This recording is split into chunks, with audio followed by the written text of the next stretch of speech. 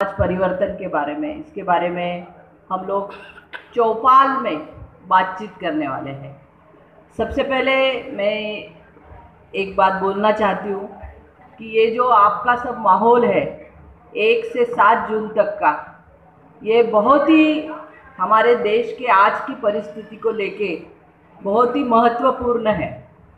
माननीय कुमार प्रशांत जी और अपनी प्रेरणा ताई, हमारे साथी जो अभी बोल के गए हैं, प्रशांत, मनोज, यामिनी, ये सब लोग और बहुत सारे साथी हैं, यामिनी के हस्बैंड, ये हमारी दोस्त प्रशांत की वाइफ, सभी के साथ ये सब हो रहा है। ये बहुत ही मेरे को क्रांतिकारी लगता है, क्योंकि इतनी बड़ी मात्रा में हमारे देश से अलग अलग भागों से आए हुए ये सब बच्चे बच्चियाँ, 2-3 दिन से मैं इनको देख रही हूँ। मैं थोड़ी थोड़ी आ रही थी मेरे काम की व्यस्तता के कारण, लेकिन ये बहुत ही आवश्यक बात है, महत्वपूर्ण बात है, और हमारे देश में क्रांति लाने के लिए, बदल लाने के लिए, चेंज लाने के लिए, जो हमको गांधी जी ने बोला है कि हमारे से शुरू करना है। इससे ये आप लोगों को, ये जो इन लोगों ने मोटिवेट किया है, प्रेरणा दी है, प्रेरणा ताई ने तो बहुत बड़ी प्रेरणा दी है, खुद का अपना एक अपना पूरा जीवन देके। तो ये आपके जीवन में अतिशय बहुत ही महत्वपूर्ण ऐसा ये 7 दिन का ये आपके दिन में जीवन में एक्सपीरियंस रहने वाला है। आज कुछ नहीं समझेगा, लेकिन कुछ दिनों बाद हमको ये बातें बहुत ही अच्छी लगेगी, क्योंकि हमने ये जो गुजरा हुआ पल है, ये हमको बहुत सारी बातें सिखा देता है। और इस उम्र में, जिस उम्र में हमको नहीं मिला था, हमने ये अनुभव नहीं किया था, हमने खुद से ये सब बातें सीखी पढ़ के।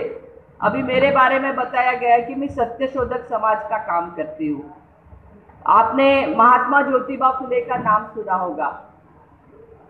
तो सबसे पहले जो महिलाओं की परिवर्तन की भूमिका रहनी चाहिए, ये हमारे महाराष्ट्र में महात्मा ज्योतिबा फुले ने स्कूल अपनी पत्नी को, सावित्रीबाई फुले को, और क ख ग ये ABCD पढ़ा के शुरू किया 1848 में। उस वक्त बच्चियों को पढ़ने की व्यवस्था नहीं थी, उनको 5 साल की बच्ची हो गई तो शादी हो जाती थी। हमारी धर्म व्यवस्था ऐसी थी कि हमारे दिमाग में ऐसा भरा हुआ था। आप राजस्थान से बहुत बड़ी मात्रा में आए हैं। मैंने सबसे पहले राजस्थान कब सुना, वहाँ मनु का पुतला, मनु का स्टैचू, मराठी थोड़ा आ जाएगा बोलने में,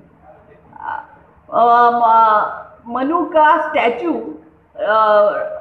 हमारे राजस्थान के कोर्ट के सामने बिठाया गया था। तब जाके हमने उसका निषेध किया था महाराष्ट्र में। और सती प्रथा, यानी पति के गुजर जाने के बाद उसका पूरा डेड बॉडी लेके अपने इसमें बैठ के वो पूरा साज श्रृंगार करके उसको बिठाते हैं और जला डालते हैं। ये भी 2004 में रूप कुंवर की केस हुई थी। अब आप लोग नहीं थे, कुछ होंगे, छोटे होंगे। और दूसरी बात बहुत बड़ी, राजस्थान की महिलाओं के बारे में अभी मैंने एक दोस्त बनाई, सीमा, तो हम उनसे बात कर रहे थे कैसा माहौल है, कितने बच्चे रहते हैं, घर में परिवार कैसा रहता है। तो 5 साल से शादियां होती है। ये आज भी हमारे समाज में है। ये आप लोगों ने सबने कैसा महसूस किया? जिस महात्मा ज्योतिबा फुले को मैं सबसे पहले बताने वाली हूँ, उन्होंने इसके बारे में सबसे पहले इस देश के धर्मवादी, जाति व्यवस्थावादी लोगों से झगड़ा मोल लिया और उनको बोला कि ये सब धर्म के नाम पे झूठे जो हमारे दिमाग में घुसा रहे हो, ये सब आप लोग महिलाओं के खिलाफ पितृसत्ताक समाज व्यवस्था के लिए बना रहे हो। हमारे देश में मातृसत्ताक पद्धति थी या स्त्री सत्ताक थी। महिलाओं को रिस्पेक्ट दिया जाता था, महिलाओं को निर्णय क्षमता में साथ में लेके सब बातें की जाती थी। लेकिन जिस मनु की बात मैंने बताई, उस मनु ने बताया पिता पति पुत्र इनके आधार पर स्त्री ने अपना जीवन बिताना चाहिए। यह है पितृसत्ताक समाज व्यवस्था। ये समाज व्यवस्था इस देश में आज जो राज कर रहे हैं सेंट्रल गवर्नमेंट में, केंद्र सरकार में, उन लोगों के दिमाग में है। वो एक जगह बोलते बेटी बचाओ बेटी पढ़ाओ, और दूसरी जगह बिल्किस बानो नाम की महिलाओं का नाम सुना है आपने? उस पर रेप किया, गुजरात में जो कांड हुआ है, उसके वो 11 लोगों को, वो सब रेपिस्ट को उन्होंने 15 अगस्त को छोड़ दिया, क्योंकि ये ब्राह्मण समाज के हैं, ये शुद्ध है, ये अच्छे संस्कार वाले हैं। ये जाति व्यवस्था को करके वो औरत ने इतना बड़ा, गुजरात से जाके महाराष्ट्र में हमारे वो केस चली और वो जीत गई, और अभी इसको ये हम अमृत महोत्सव सेलिब्रेट कर रहे और हमारे देश की सत्ताधारी लोग लेकर। अब देखिए रेसलर की बात है, कुश्ती पहलवानों की बात है। अभी हमने 4 दिन पहले वर्धा में ये किया, ब्रिजमोहन को पकड़ो, उस पर कुछ भी नहीं कर रहे हैं, उसको साथ दे रहे, ना कि पास्को नाम का जो हमारा कानून है उसके खिलाफ साधु महंत ये सब लोग बोल रहे कि ये इसको हटा दो अभी। यानी हमारे देश में महिलाओं की स्थिति बद से बदतर है। महिला पैर की जूती रहनी चाहिए, ये मनुस्मृति ने हमको बताया है। और इसके खिलाफ ये जो तमाम लोग हैं जिन्होंने क्रांति की है, जिन्होंने चेंज किया है हमारे लाइफ में, इन सभी लोगों ने इसके खिलाफ आवाज उठाया है। अब आप लोग एक गाना गा रहे थे, ये गाना था आ गए हम, वो अभी एक गाना था, गीत गा रहे हैं हम रागिनी को ढूंढते हुए, उसमें एक शब्द आया था दहेज। क्या होता है दहेज? कौन लेता है दहेज? कौन लेता कौन है? लड़का लेता है या लड़की लेती है? लड़की कैसी लेती भाई? लड़का लेता कि लड़की लेती? ये तो सीधा सवाल है। लड़की को है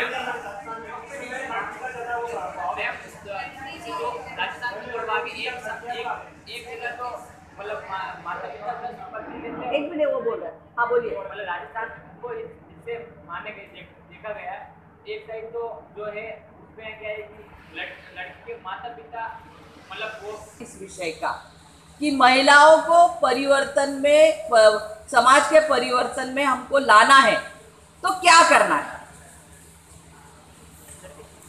यानी क्यों महिलाओं को दहेज देना पड़ता है, लड़कियों को क्यों लड़की के बाप को ही दहेज देना पड़ता है कि दहेज, पढ़ाई वढ़ाई कुछ नहीं करना है, शिक्षा नहीं लेना है, बस दहेज का पैसा जमा करना है, इकट्ठा करना है जब से बच्ची पैदा हुई।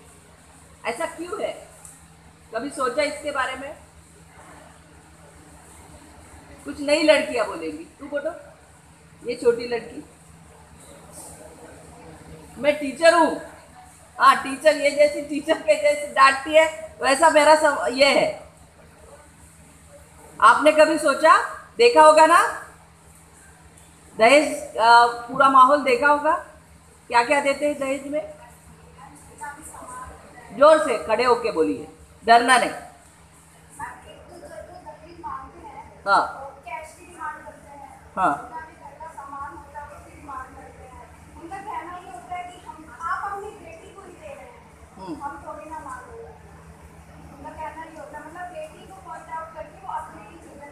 उपकार कर रहे हैं, जैसे हम बहुत बड़ी उनको दे रहे थे, है ना? और कौन बोलेगा? बैठिए।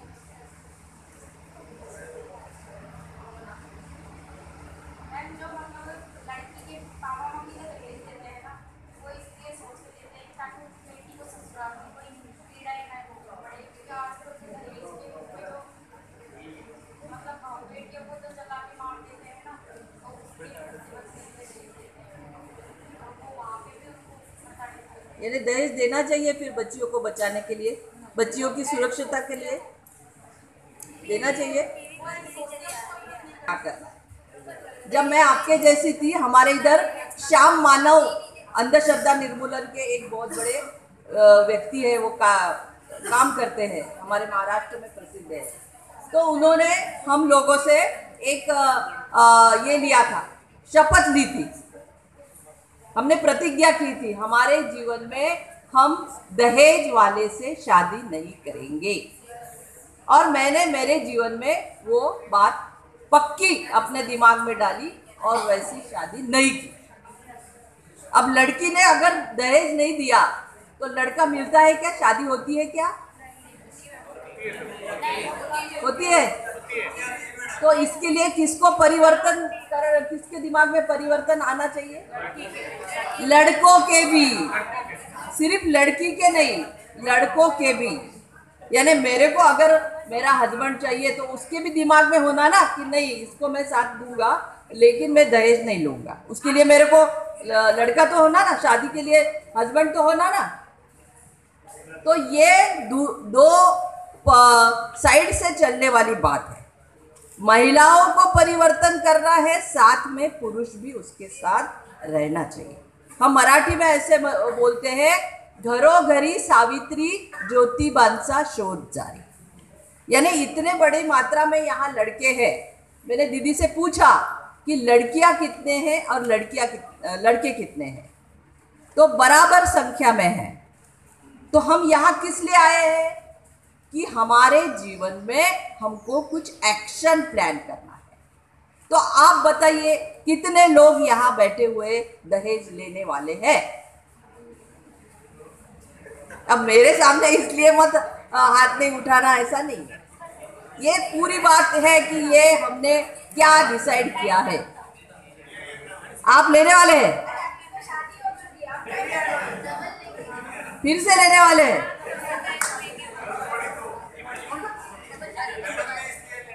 उनके नाम से सब सजते धजते हैं। अभी मैं बैठी थी, एक हमारे भाई गीत गा रहे थे, उन्होंने बोला अपने प्रोफाइल पे खुद का फोटो लगाओ। बहुत अच्छी बात बोली। अपने खुद के लिए शर्म महसूस मत करो, जो भी है ये अपना खुद का। तो महिलाओं में ये बात है क्या?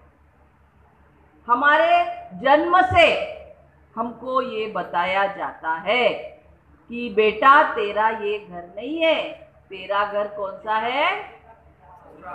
ससुराल। तेरा चारित्र्य मतलब तेरे शरीर को किसी ने हाथ लगाया तो खराब हो गया। यानी उसका शरीर उसका कैरेक्टर है, और पुरुषों का शरीर कुछ भी नहीं। ये जो दोहरी नीति है ये हमारी धर्म व्यवस्था में लिखी गई है, हमारे दिमाग में डाली गई है। हमारे इधर योनि शुचिता का मुद्दा आता है। यानी बाई अगर औरत अगर ये वर्जिन रही, वो शादी के लिए वो हमारे लायक, हमारी क्राइटेरिया में बैठने वाली है। दूसरी शादी हुई लड़की की तो कोई पहला शादी वाला लड़का उससे शादी नहीं करेगा। मैं सिंगल विमेन में काम करती हूँ। हमारे इधर फार्मर्स के बहुत सारे सुसाइड हुए हैं और बेवा महिलाएं हैं। तो हमारे गांव में हमारा एक ऊर्जा फाउंडेशन है। तो उन लड़कियों की अभी कोविड के कारण बहुत सारे बच्चियों को ये सब हाल सहन करना पड़ा। तो हमारे एक दोस्त है हेरम कुलकर्णी, तो उन्होंने बोला कि तुम्हारे विदर्भ में कितने लड़कियों की शादी हो रही है? मैं बिल्कुल फेल, शादी नहीं करते बेवा लड़कियों से कोई, क्योंकि वो सेकंड हैंड हो गई। उसके शरीर से हम जो यहाँ लड़कियां बैठी है, कल कुमार जी ने ये बात बोली कि एक लड़की है, उसने अपने 21 हाथ में 21 उंगलियों में अपनी अंगूठी डाली है। किस लिए हम इतनी अंगूठियां डालते हैं? किस लिए हम हमारे मुंह को इतना सजाते हैं? हमारी पहचान ये है। हमारा अगर चेहरा अच्छा रहा, हमारा शरीर, हम दुबले पतले रहे, हमारे सौंदर्य के निकष ये है हमारे। तो ये हमारी पहचान है। तो ये लोग तो बोलेंगे हमको काली नहीं चाहिए, हमको छोटी नहीं चाहेंगे, हम वो एक क्राइटेरिया बनाया कि ऐसी ऐसी औरत होना चाहिए। सफेद चेहरे वाली गोरी बोलेंगे उसको, वो बहुत अच्छी रहती है। ये किसने डिसाइड किया? ये क्यों हमारे दिमाग में बैठ गया? हमारे स्किन का कलर, हमारे त्वचा का कलर, हमारी जो वातावरण की व्यवस्था है, हमारा नेचर जो है उसके आधार पे रहता है। वेस्ट इंडीज में रहेंगे तो माहौल जो उष्ण हॉट है उसके कारण काले रहेंगे। कूल इसमें रहेंगे तो सफेद रहेंगे। तो इससे हमने हमारा पॉलिटिक्स चालू कर दिया स्त्री पुरुष के बीच में। इससे हमने बोला कि नहीं, ये काली लड़की है, ये हमको पसंद नहीं, सबको गोरी लड़की होना।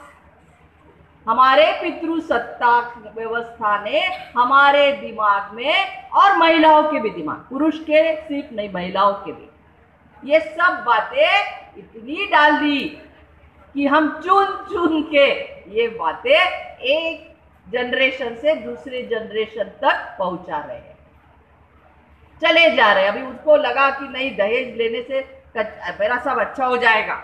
कैसे इतने सालों से चल रही परंपरा है।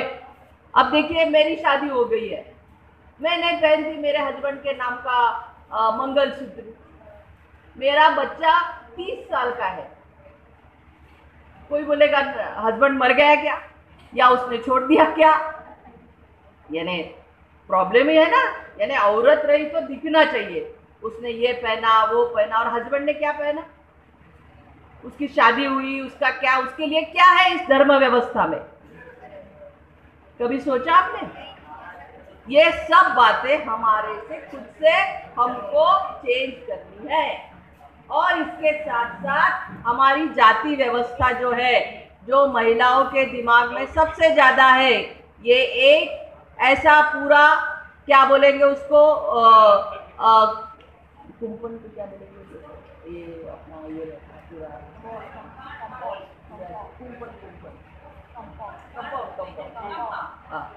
पूरा एक ऐसी पूरी बांधी हुई एक व्यवस्था है। इसके बाहर हम जाते नहीं है।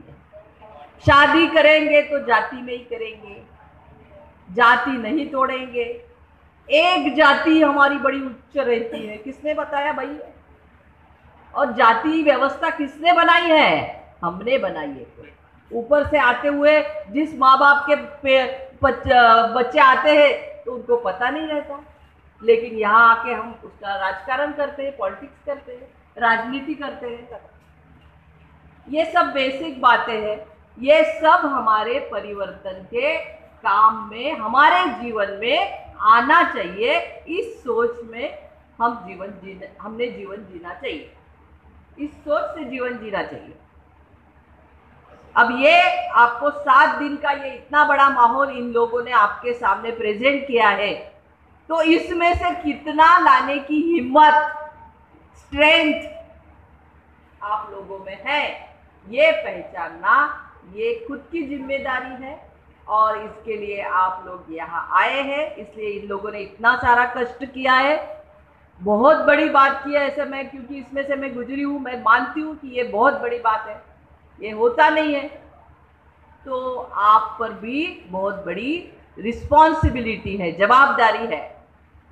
और उसी हिसाब से महिलाओं का परिवर्तन और साथ में पुरुषों का भी परिवर्तन जरूरी है, ऐसा मैं समझती हूँ और मैं ठहरती हूँ। धन्यवाद।